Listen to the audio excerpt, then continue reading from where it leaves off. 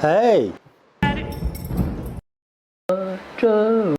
Oh, Rocket Chick Roger! Hello there.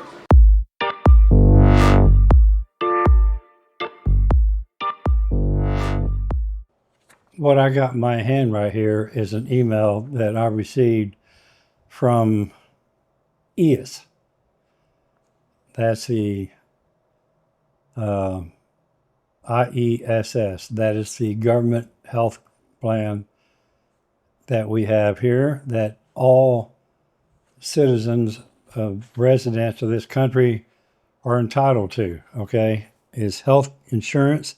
It's the local social security system that's available to all residents here. This is my confirmation email that I got. I signed up with them online. I did it on the 1st, and I got this, I think, the next day. And all I had to do really was I took the advantage of the services of a friend of Stella's who came over and logged into the ES portal and registered me for ES insurance. So now I have a private insurance policy and I have ES. And the beauty part about this is that it only cost me $84.83 a month. My private policy is $67 a month. So I'm very well covered. That's a $25,000 policy. And the ES policy, I don't think they put a value. It's not like a $15,000 policy. It covers me for everything I need, really.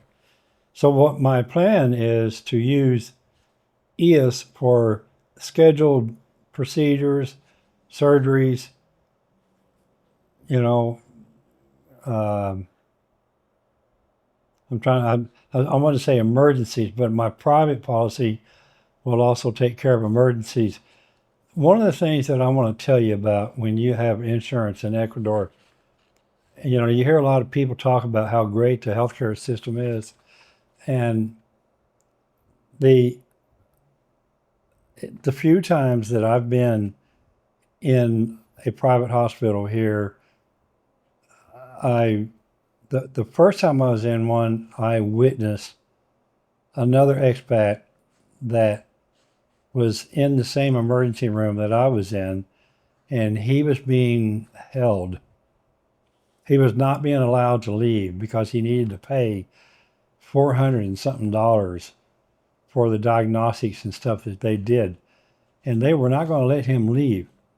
Now, I don't know how true it is, but I've been told ever since I've been here, if you show up for emergency health care at a hospital, you better be prepared to pay them before you leave. They're not going to let you leave until you do pay them. Now, I don't know if that means they're going to lock you up. I don't know what they would do if you just got up and started walking. But I know one thing, this situation in the hospital center where I was at got really bad. And there was lots of yelling. There was a lot of punches being thrown. Cops were involved.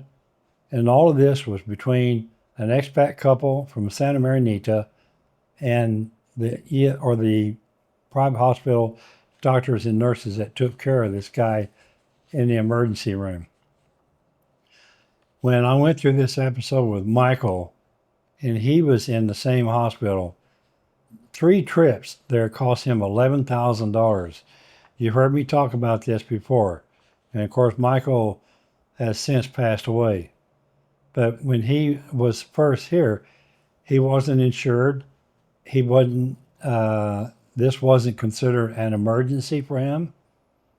And I'm not trying to avoid going into too much detail just out of respect for his family's privacy and so forth. But if Michael had had ES insurance, he would have been in the ES hospital and they wouldn't have been dunning him for $11,000. My plan now, if I have an accident, something happens to me, say I'll fall off my balcony, and I've told Stella, I said, let them take me to the nearest emergency care center. I don't care where it is, but let them know immediately that I have ES. And then they will take care of me, and then they will get me to the ES hospital. Manta has a very nice ES hospital here that was built since I came here. Well, actually, I think they started before I came here, and I think it was completed in late 2021, maybe early 2022. You had to follow to be kept enrolled. You had to pay.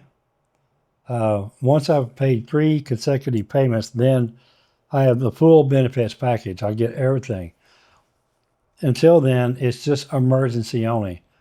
But I had to pay, and they stipulate in this acceptance letter that the payment is due by the 15th of the following month. And if you don't pay, let's see here, they say, if you do not pay the obligations within 60 days after the corresponding month, ES will automatically register an exit notice. I guess that means they'll be kicking you out. But the beauty part about it is that you can go right back to their portal and re-sign up and start paying, resume your payments. I don't know if you have to go through another 90-day grace period before you're covered or what, but they will let you back in.